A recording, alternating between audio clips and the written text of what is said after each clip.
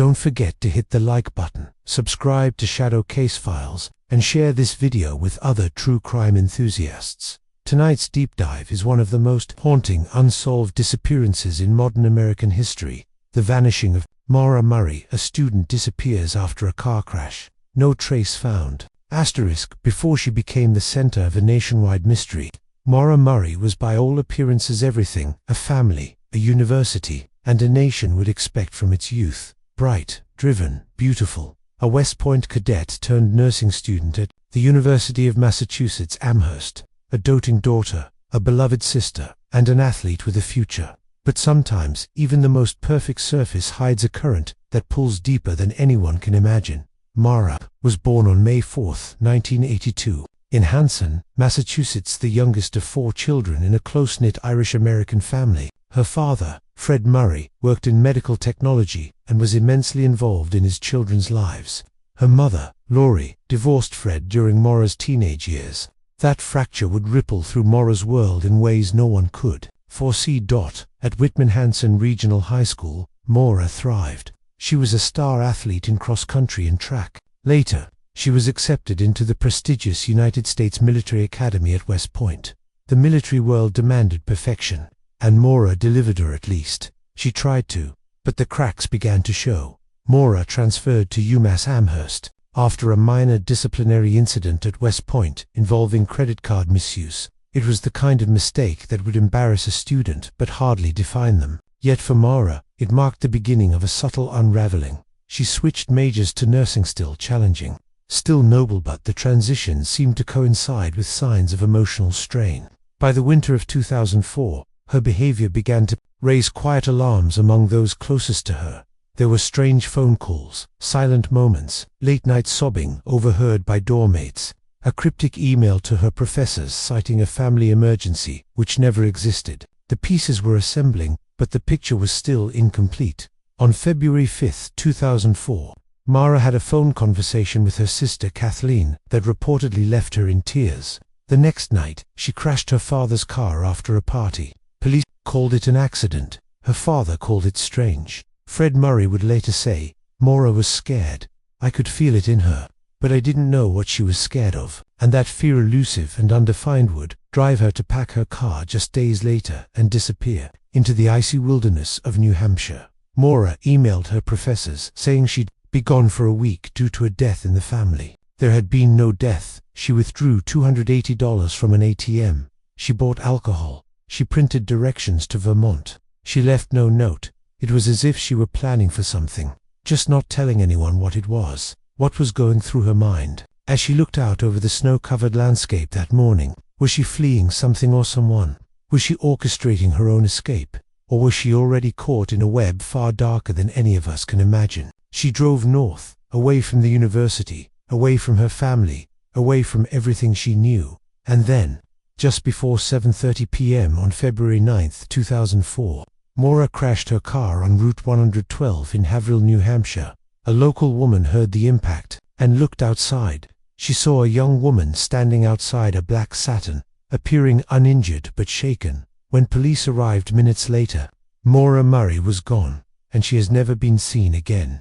February 9, 2004, a cold Monday night blanketed in snow and mystery. At around 3:30 p.m., Maura Murray left her dormitory at UMass Amherst. She had packed clothes, textbooks, toiletries, and some alcohol into her black 1996 Saturn sedan. Her destination, unknown, but her direction was clear, northbound. Security footage from the ATM showed her withdrawing $280, her entire available balance. She then stopped at a nearby liquor store and purchased Bailey's Irish Cream, vodka, and boxed wine. Her expression, on camera, was neutral, not distressed, not excited, just ... hollow. She didn't tell her friends. She didn't notify her boyfriend. There was no message left for her family. She was driving away from something or towards something, but no one knows what. Around 7:27 p.m., residents along Route 112 in Haverhill, New Hampshire, heard a loud thud. A local school bus driver, Butch Atwood, was one of the first to see the scene. He noticed a car had run off the road and was lightly damaged at the front. The driver, whom he later identified as Maura, was outside, alone. He asked if she needed help. She declined. She told him she had already called AAA, even though there was no cell service in that area. Atwood drove home and called 911 just minutes later. At 7:46 p.m., Sergeant Cecil Smith of the Haverhill Police Department arrived. The black Saturn was locked. No driver, no footprints leading away in the snow, no signs of a struggle, no blood, no cell phone, no Maura. Inside the car, her belongings. Some alcohol, including a wine box that had leaked onto the seat, and a rag stuffed into the tailpipe, a bizarre and chilling clue. Some speculate she was trying to silence a smoking exhaust to avoid attention. Others believe it was sabotage. The timeline is razor thin. Between 7:27 p.m. and 7:46 p.m. barely 19 minutes Maura had vanished. A nearby resident, Faith Westman, had also called 911 after seeing the crash. She described a young woman outside the vehicle, appearing dazed. By the time emergency personnel arrived, the road was empty. Multiple police units and a canine unit were dispatched that night, but the dogs lost Maura's scent within 100 yards at the end of the road. Some say it suggests she was picked up by someone. If so, was it a stranger or someone she had planned to meet? No one saw another car. No tracks were found. No surveillance footage captured any other vehicle nearby. From that moment forward, Maura Murray became a ghost. The crash site became sacred ground to internet sleuths and conspiracy theorists. They analyzed every inch of satellite imagery, police reports, and witness interviews. But what no one could answer then or now was how a woman could vanish from a crash site in under 20 minutes, with no signal, no sound, and no trace. The mystery deepened. The first 48 hours in any missing person case are crucial. But with Maura Murray, those hours slipped away under a fog of assumptions and inaction. From the moment officers stood beside her locked car in the middle of a snowy New Hampshire road, silence began to dominate the narrative, both literal and institutional. No one raised an alarm that night. Maura's father, Fred Murray, had no idea she had driven north. Her boyfriend, Billy Rausch, stationed in Oklahoma with the military, hadn't heard from her in days. Even her college friends thought she had gone home to deal with a family emergency. Lie Maura herself had crafted in her emails. The next morning, UMass campus police began calling local hotels, looking for Maura, but not before almost a full day had passed. And it wasn't until Wednesday, February 11th, that Maura was officially declared missing. Fred Murray immediately traveled north. What he found was frustration. The New Hampshire State Police were treating the situation not as a criminal matter, but as a simple case of a young adult voluntarily going off the grid. She's an adult, they said. She can go missing if she wants to. But to Fred and to anyone who knew Maura, this didn't make sense. Search teams combed the woods with scent dogs and helicopters. Local residents formed volunteer groups. Bloodhounds traced her scent from the crash scene and then lost it on the road near a possible vehicle pickup point. Her cell phone records yielded nothing of significance. Her bank account remained untouched. Her email inbox sat in eerie silence.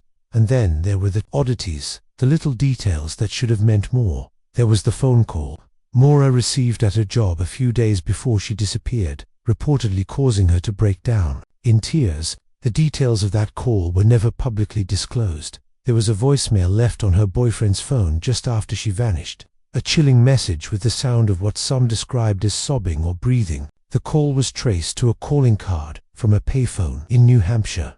Despite mounting pressure, the police refused to release key evidence. They denied the Murray family access to records and search warrants. At one point, they even accused the family of interfering. Fred Murray never stopped searching. He hiked miles of cold, desolate terrain, knocked on doors, printed flyers, held press conferences. He said, again and again, someone out there knows something. As days turned into weeks and weeks into years, the silence surrounding Maura's case grew heavier. The media lost interest. Leads went cold. Witnesses recanted or disappeared. And yet, something about this case stuck. Perhaps it was the contradictions. A woman fleeing and not fleeing. A crash with no driver. A scent trail that simply stopped. Perhaps it was the haunting face of a bright young woman frozen in time, staring back from missing persons posters across the country. Or perhaps it was the quiet, unsettling realization that a person can vanish completely and leave behind nothing but questions. The silence wasn't just around Maura's feet, began to define the case itself. In the absence of answers, theories rushed in to fill the void in with them. A kind of madness. From message boards and Reddit threads to YouTube rabbit holes, Maura Murray's disappearance became one of the internet's earliest true crime obsessions. Everyone had a theory, and each was more twisted, more elaborate, more chilling than the last.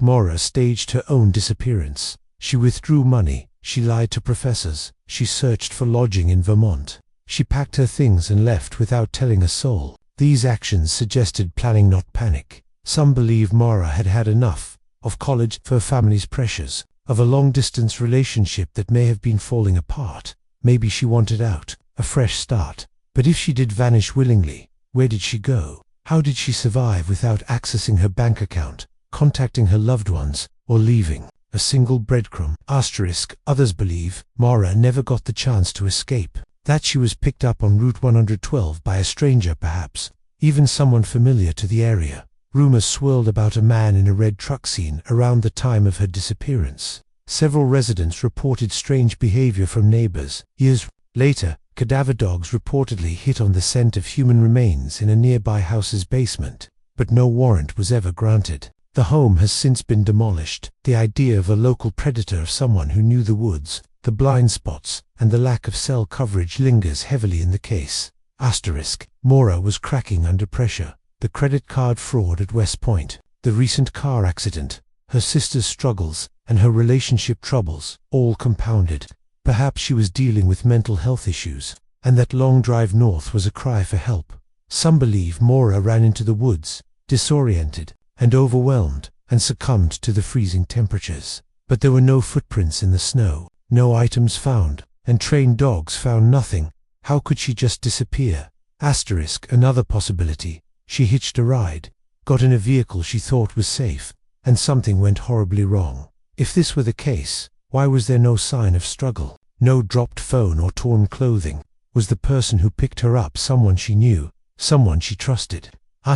Over the years, digital detectives formed virtual task forces. Some uncovered previously unknown details. Others got lost in paranoia. One man even pretended to be Maura's online friend to get closer to the case. Another falsely claimed to have killed her. The case began to take on a life of its own, mutating into a mirror for our own fears about vanishing, about being forgotten, about never finding the truth. The FBI, state police, and private investigators have all been involved at different times. Yet no official theory has ever emerged. No one has been arrested. No body has been found. There is only one truth. Maura Murray disappeared, and no one can say why. In the void, the theories persist. Time does not heal all mysteries. Sometimes it only hardens them, makes them colder, sharper, more resistant to explanation. In the 2 decades since Maura Murray vanished from that desolate stretch of Route 112, countless searches have been launched, documentaries have been filmed, books have been written, forums have been flooded with speculation. But the truth, whatever it is, remains, buried beneath layers of time and secrecy. In 2006, police executed a search warrant on a house near the crash site. A cadaver dog had shown interest in the basement. Ground-penetrating radar indicated possible soil disturbance, but no remains were found, and the search was never followed up publicly. In 2012, Fred Murray filed multiple lawsuits demanding access to state records. He believed law enforcement was withholding critical information. His frustration, visible in every media interview, was not just with the unknown, it was with the system itself. The FBI eventually joined the investigation, but they, too, reached no conclusions. For Maura's loved ones, the years have been both a void and a trap. Every tip brings hope, every false lead brings grief. Her sister Julie once said, "You don't get closure, you just get better at living in the dark." There have been reported sightings across the country, none confirmed. There have been anonymous emails, cryptic comments, and confessions that led nowhere. And there have been moments where the silence became too much, and yet still no break. What remains now is a legacy of questions. Why did Maura really leave UMass that day? Why was she driving north without telling a soul? What happened in the minutes after the crash? And perhaps the most haunting question of all, can a person really vanish completely without anyone seeing a thing?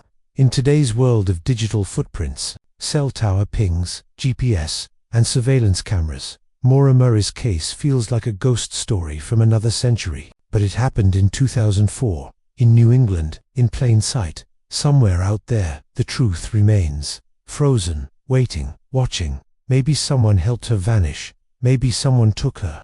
Maybe the forest still holds her. Or maybe, just maybe, out there, watching these stories unfold, waiting for the world to forget. But we don't forget. Not here. Not on Shadow Case File. If you know anything about the disappearance of Maura Murray, anything at all, contact the New Hampshire State Police or the FBI. Even the smallest detail could reopen the path to the truth.